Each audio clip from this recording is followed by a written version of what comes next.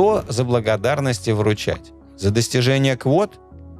Квоты — это количественный план. То есть за достижение количественных планов или за обмен с превышением со стороны сотрудника. За обмен с превышением, когда сотрудник делает больше, чем он нормально должен был бы сделать, он просто делает что-то экстра.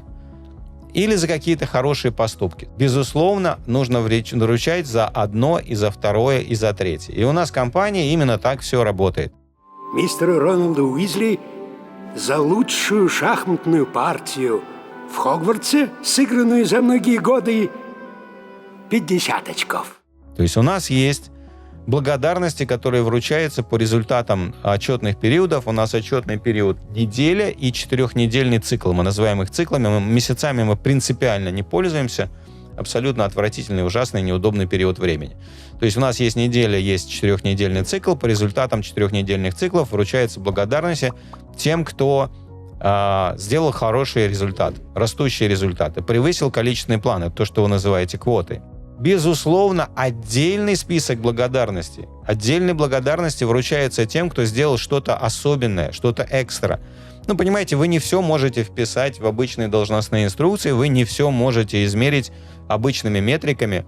Человек, понимаете, это, может быть, не относилось к его должностным обязанностям, но он что-то придумал, он принес какую-то крутую идею, понимаете. Человек, который не относится к продажам, привел какого-то хорошего клиента или создал какие-то хорошие бизнес-связи, которые потом выстроили. Ну, как вы это оцените? Это, может быть, напрямую не связано даже с его работой. Конечно, должны быть отдельные благодарности, которые вручаются в ручном режиме. Руководители сами поддают своих подчиненных и говорят: смотри, у меня тут есть парень, он сделал это, надо дать ему благодарность. Все очень просто.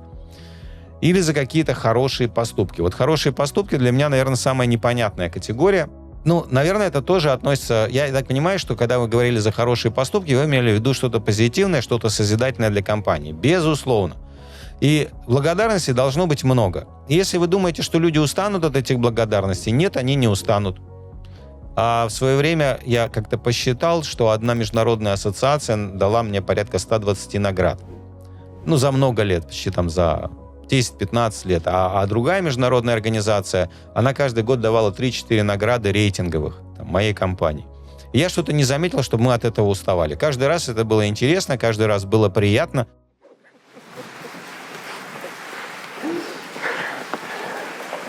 Спасибо.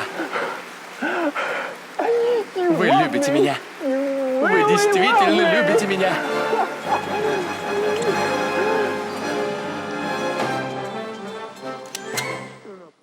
Даже если мы там 4-й год подряд были номер 1 там, в определенной индустрии, бизнесе, да, там, бизнес-консалтинга и так далее, то все равно было приятно каждый год получить эту награду и с подтверждением того, что ты, Саня, ты по-прежнему номер 1 в этой области, поздравляем, что-то в этом роде. Это хорошо.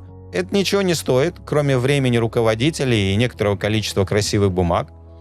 Но это создает события, это создает ощущение, это создает фокусировку ваших подчиненных на результатах. Это создает им ощущение того, что вы действительно цените, вы замечаете. Для людей мега важно.